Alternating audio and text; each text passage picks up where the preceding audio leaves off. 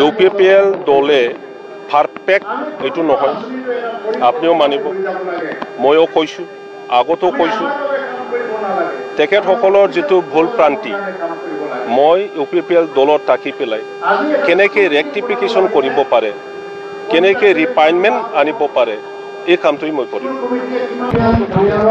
সময়ত গোটেই পৰিস্থিতি সলনি হয়, সামাজিক পৰিস্থিতিও সলনি হয়, ৰাজনৈতিক পৰিস্থিতিও সলনি হয়। আজি BTCৰ ৰাজনীতিৰ পৰিস্থিতি কমপ্লিটলি চেঞ্জ হ'বলৈ গৈ আছে।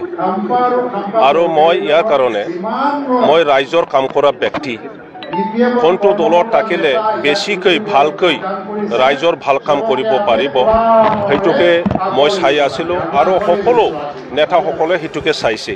ইণ্টেলেকচুৱেলসকলে, বুদ্ধিজীৱীসকলে সেইটো চাইছে, গাঁৱৰ সাধাৰণ ব্যক্তিসকলেও সেইটো চাইছে।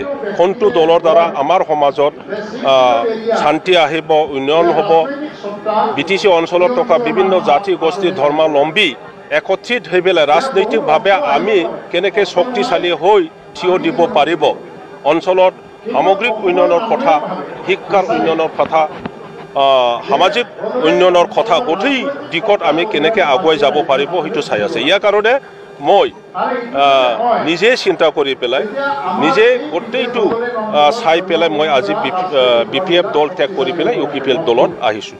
এটা সময়ত আপুনি সোহাত চন্দন বৰ্মা বাওভাজ হিচাপে হাগ্ৰামা মহিলাৰীতে কাম কৰিছে, এতিয়া দুয়োজনে এতিয়া UPPL দলত আহিল।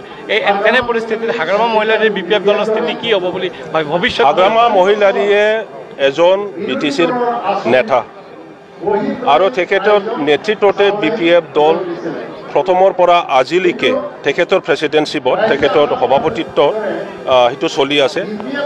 মই বিশ্বাস কৰোঁ আগন্তুক দিনত এই BPF দলটো কেনেকৈ শক্তিশালী কৰিব লাগে, ইয়াৰ কাৰণে তেখেতৰ জ্ঞান আছে আৰু সেইমতে তেখেতে চলাই যাব।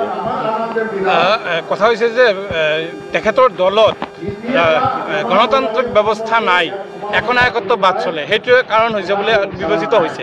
এই সন্দৰ্ভত আপোনাৰ মত? মই যোৱাকালি এটা কথা কৈছোঁ, আজিও ক'ম যে BPF দলৰ চবতকৈ ডাঙৰ দুৰ্বলতা, greatest weakness of BPF party এইটো হ'ল তাতে কি বুলি কয়, মানে ভালকৈ সকলোকে লৈ পেলাই আলোচনা নহয় আৰু সিদ্ধান্ত নাহে। যোনে ৰাইজৰ লগত থাকে, ৰাইজৰ ভাল কাম কৰে, ৰাইজৰ মৰমটো পাব পাৰে, ৰাইজক বিশ্বাসত ল'ব পাৰে, সিয়ে চৰকাৰ গঠন কৰিব, সেইটোতো পৰিৱেশে আছে।